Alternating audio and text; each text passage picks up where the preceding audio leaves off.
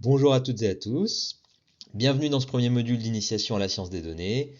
Nous allons donc débuter cette formation par une introduction générale à la science des données, avec un focus sur le cœur du métier, c'est-à-dire la partie analyse de données. Voici le programme de ce module.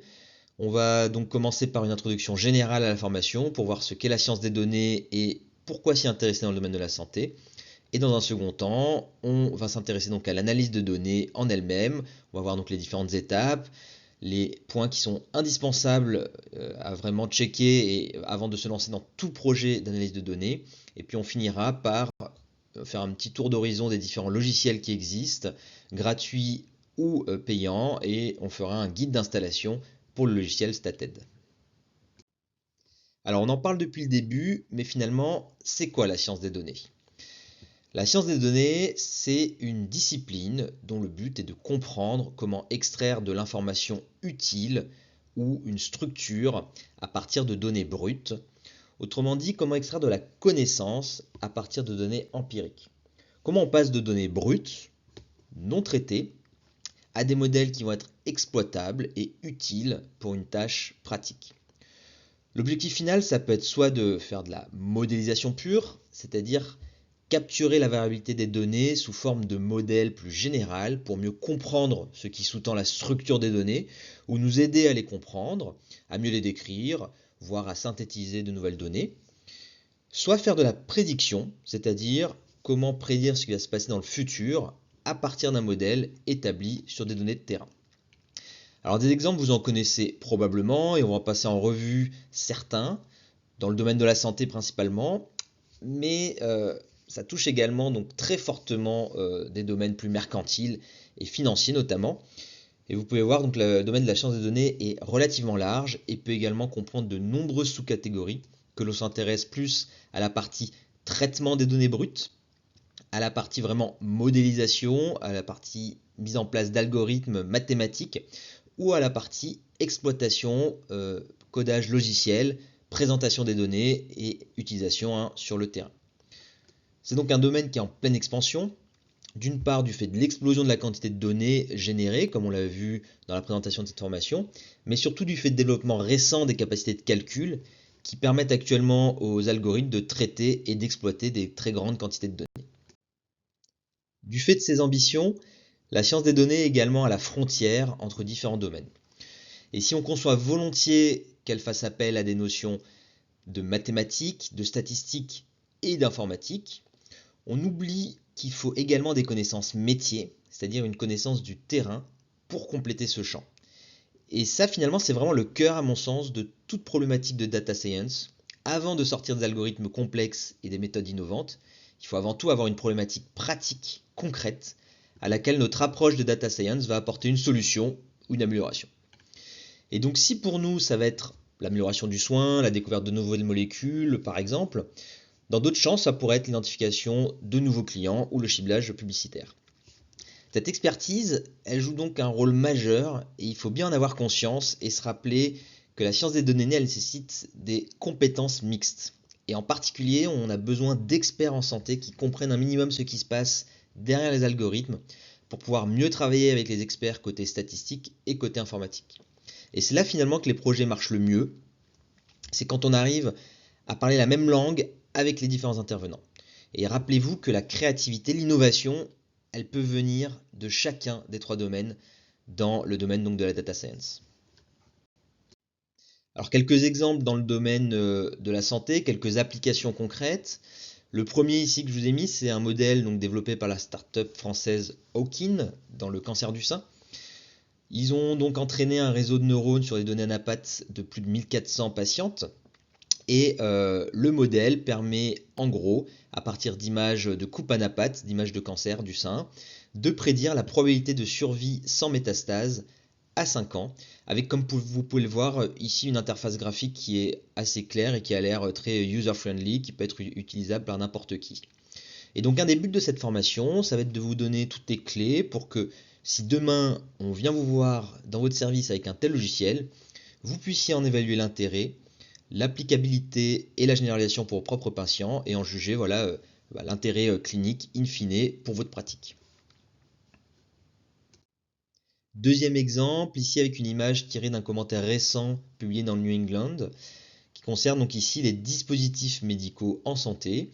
Ici, en l'occurrence, c'est un dispositif qui permet d'enregistrer différents paramètres cliniques, fréquence cardiaque, électroencéphalogramme, contraction musculaire, entre autres. L'idée de ce dispositif, le but, c'est d'émettre un message d'alerte en fait en cas de crise d'épilepsie, mais aussi ensuite d'essayer de prédire, en fonction des données enregistrées sur ce qui s'est passé avant, de prédire la survenue d'une crise d'épilepsie. Alors il y a de très nombreux dispositifs médicaux qui existent déjà et qui sont déjà commercialisés. Je pense notamment au champ de la diabétologie, ici donc en neurologie. Il y a une autre revue donc récente du New England aussi qui fait le point là-dessus, que je vous invite à consulter, qui est très bien faite.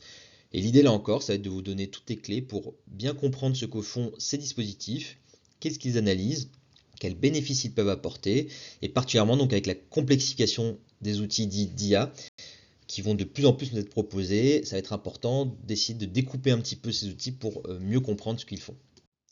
Un troisième exemple, et je remercie ici Mathieu Komorowski, qui est un médecin-chercheur en réanimation à l'Imperial College à Londres, et qui m'a fait découvrir cette publication. Ici, donc, on n'est pas vraiment sur un modèle d'IA à proprement parler, mais simplement sur une alerte, en fait, d'insuffisance rénale. L'idée, c'était de proposer, en cas de majoration de la créatinine, une simple alerte sous forme d'une pop-up, pour prévenir que le patient présente une insuffisance rénale aiguë. Et donc les auteurs ont mené une étude quand même sur un large échantillon, plus de 6000 patients, une étude randomisée qui présentait deux groupes. Un groupe donc alerte systématique et l'autre groupe classique, il n'y a pas d'alerte en cas d'insuffisance rénale, en cas de majoration de la créatinine. Et ils ont évalué l'impact de ce type d'alerte sur un outcome principal composite qui regroupe en fait la majoration de l'insuffisance rénale aiguë, la progression de l'insuffisance rénale aiguë, le recours à la dialyse et le décès. Et ils ont analysé les résultats principaux, donc ici à droite, en fonction de deux sous-groupes qui étaient prédéfinis. Le sous-groupe donc hôpital universitaire et un sous-groupe hôpital non universitaire, donc non-teaching. Et le résultat en fait qu'ils ont eu est assez surprenant. Donc comme on peut le voir, finalement qu'il y ait une alerte ou pas, il n'y a pas de grosse différence en termes de progression de l'insuffisance rénale. Il n'y a pas plus de recours à dialyse. Par contre, ils ont observé un excès de mortalité dans le groupe qui a eu des alertes dans les hôpitaux non universitaires.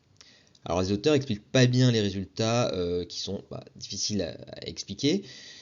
Ça pourrait suggérer peut-être un excès d'intervention néfaste du fait de l'alerte. Donc typiquement, on met une alerte, le patient a une insuffisance rénale, mais il avait aussi un OAP. Cela implique une intervention, cela entraîne une intervention qui peut être néfaste. Ou cela pourrait par exemple être aussi une distraction. Mais en tout cas, c'est un cas qui souligne bien la potentielle dangerosité d'une intervention et d'une intervention qui peut nous paraître finalement bénigne, et donc le besoin d'évaluer correctement ces outils.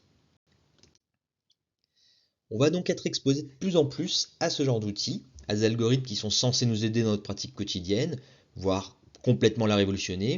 Et il faut savoir qu'en fait, exactement comme pour les médicaments, l'immense majorité des algorithmes que l'on va nous présenter ne va pas aboutir.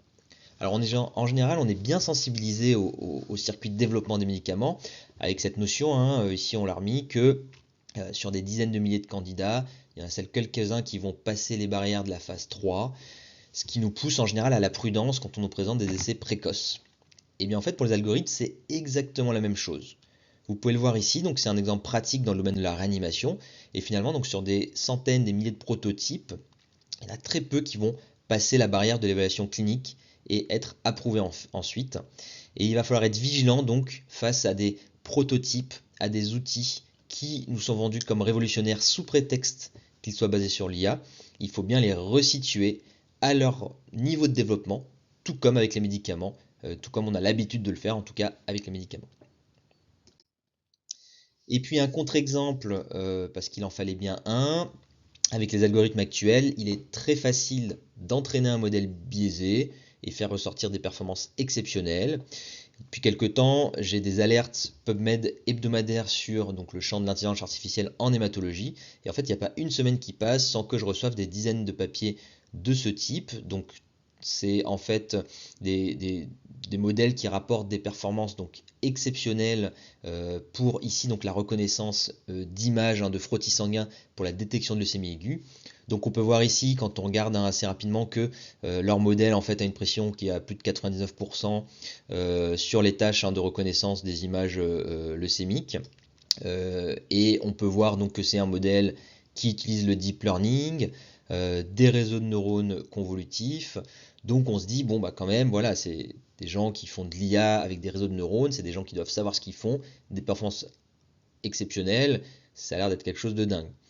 Et bien là encore, on va voir comment, avec quelques notions simples, sans être expert en réseau de neurones, en deep learning, on va pouvoir remettre ces résultats dans leur contexte et les critiquer et voir pourquoi finalement ils ne sont pas forcément publiés dans le Lancet ou Nature ou Science et dans une revue beaucoup plus modeste. Un point commun à tous les projets de sciences des données, tous les outils que je vous ai présentés et tous les modèles, c'est que tout passe à un moment donné par une analyse de données. L'analyse de données, c'est vraiment le cœur du métier.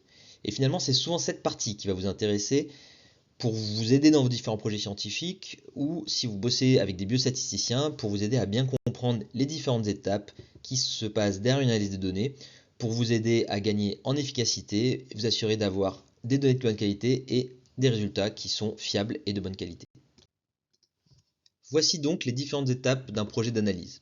Quand on parle de projet, on débute dès la conception même du projet jusqu'à la présentation des résultats. Et en fait, la majorité du temps dans un projet d'analyse de données est représentée par le recueil, l'acquisition même des données, le nettoyage et le contrôle des données, leur exploration, éventuellement le recodage et la transformation. Et en fait, tout ça, ça prend vraiment quasiment les 3/4 du temps d'un projet d'analyse. Et finalement, la partie analyse en elle-même, modélisation et puis présentation ne représente pas forcément la part la plus prenante dans un projet d'analyse.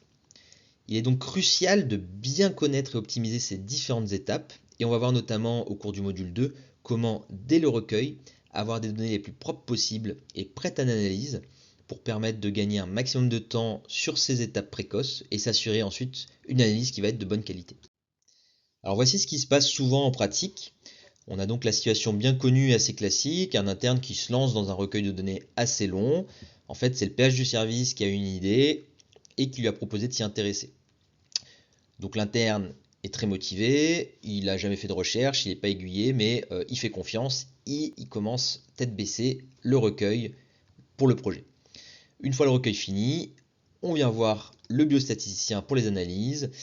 Et alors donc on va voir en détail dans le module 2 ce qui ne va pas dans ce jeu de données, mais globalement le biostatisticien qui va hériter de votre projet, en fait il va faire le point là-dessus, il va regarder très vite et puis il va commencer par verser une petite larme. Et en fait 90% de son temps il va le passer à remettre en forme vos données, à les nettoyer, ou alors il va gentiment vous demander de tout refaire pour ne pas avoir à le faire lui-même. Et il y a un risque non négligeable de perte de données en reprenant la base, d'erreurs, de problèmes de recodage et de perdre vraiment beaucoup de temps sur du travail que vous avez déjà fait. Et donc, en reprenant cette citation donc connue de Ronald Fisher, appeler un statisticien à la fin d'une expérience, c'est un peu comme réaliser une autopsie, il pourra juste vous dire pourquoi ça a foiré. On verra donc dans le module 2 comment gérer de façon convenable ces données. Mais avant même de se lancer dans un projet, il faut déjà travailler au maximum son idée et le plan d'analyse. Concernant l'idée, la situation décrite, c'est une situation qui est assez courante. Et en fait, la plupart du temps, les meilleures idées, elles viennent quand même du terrain, du cercle de la connaissance métier. Donc il faut à tout prix garder et valoriser ces initiatives. Le problème, ça vient plutôt de la méthodologie. Et donc il faut passer du temps en amont sur le projet et ne pas foncer tête baissée. La priorité, c'est donc bien entendu de travailler son idée et de faire la biblio donc avant de débuter le recueil. C'est pas toujours compatible avec une activité technique parallèle, ça peut prendre du temps, mais c'est du temps gagné pour la suite. L'idée, c'est vraiment d'évaluer l'originalité de votre projet, d'évaluer son impact potentiel, de voir ce qui a déjà été fait, et ça va permettre vraiment d'identifier aussi les variables d'intérêt qu'il va falloir intégrer dans vos études et qu'il ne faut surtout pas manquer dans votre recueil. Une fois l'idée validée, il va falloir construire votre projet en pensant aux analyses statistiques avant même le recueil, avant de débuter le projet. La question principale, elle doit être claire, elle doit être bien posée, elle doit être analysable d'un point de vue statistique. Les variables d'intérêt, elles doivent être toutes identifiées. Et il faut veiller à ne pas trop en mettre, ce qui pourrait alourdir le recueil de façon inutile, mais à l'inverse, en intégrer assez pour ne pas risquer de louper quelque chose, et pire, de devoir recommencer tout le recueil en cours de route parce que vous avez loupé, vous n'avez pas intégré une variable d'intérêt majeur. C'est typiquement, vous vous intéressez à, vous voulez identifier des facteurs pronostiques par exemple dans une maladie, vous vous lancez et en fait vous n'avez pas vu mais il y a eu 3 papiers récents qui ont identifié un nouveau marqueur clinique qui est prédictif de la rechute dans la maladie ou qui est pronostique. Et si vous ne l'avez pas, vous êtes sûr que la première chose qu'on va vous demander c'est à combien était ce marqueur chez vos patients, est-ce que c'est un facteur confondant. L'idéal, c'est vraiment de consulter un biostatisticien, donc celui qui va faire les analyses en tout cas avant de débuter le recueil. Enfin, n'oubliez pas la problématique de la faisabilité, du temps imparti. C'est très important, méfiez-vous des projets ambitieux mais qui n'ont pas de moyens à la hauteur de ces ambitions, au risque de rien produire après plusieurs années de travail. Et rappelez-vous qu'une bonne idée, c'est aussi une idée qui est faisable et qui est réalisable dans le temps imparti. Pour vous aider, je vous propose cette courte checklist à titre indicatif qui reprend un petit peu les différents points évoqués.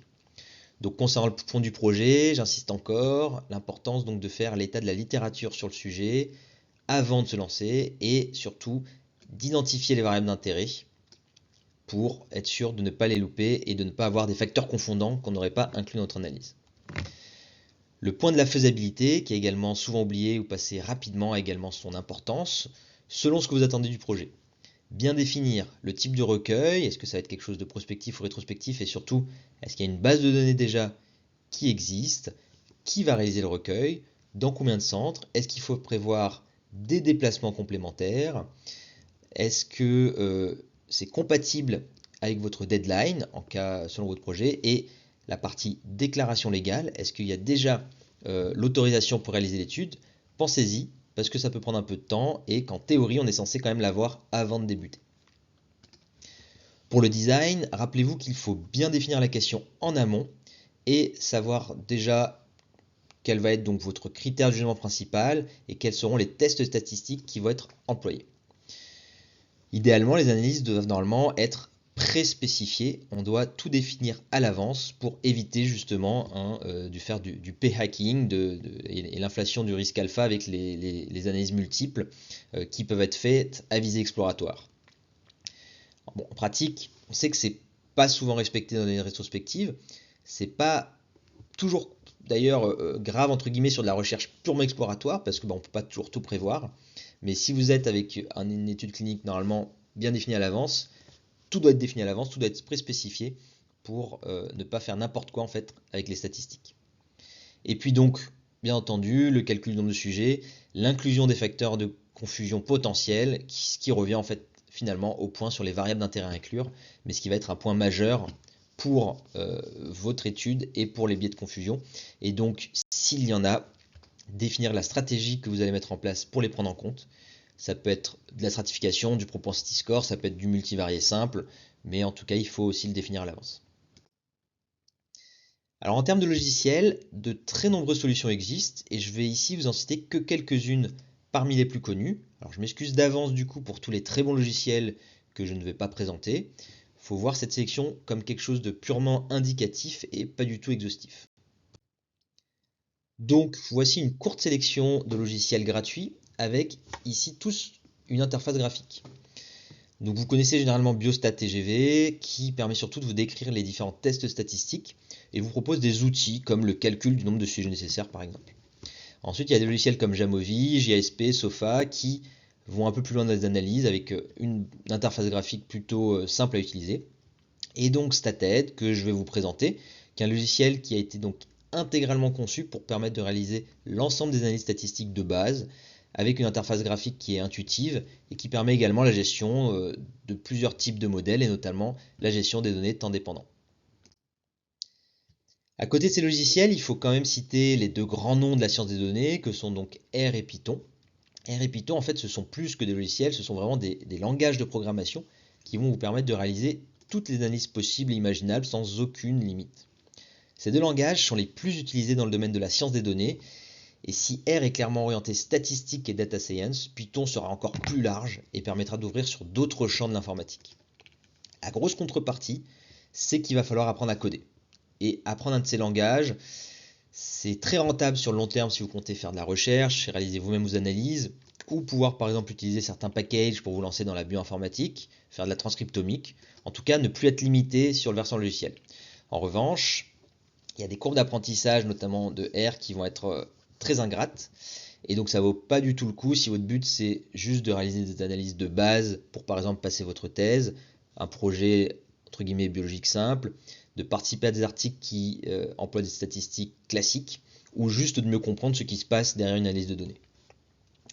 Enfin, on va citer également les logiciels payants avec interface gratuite qui sont connus et utilisés par les biostatisticiens pros.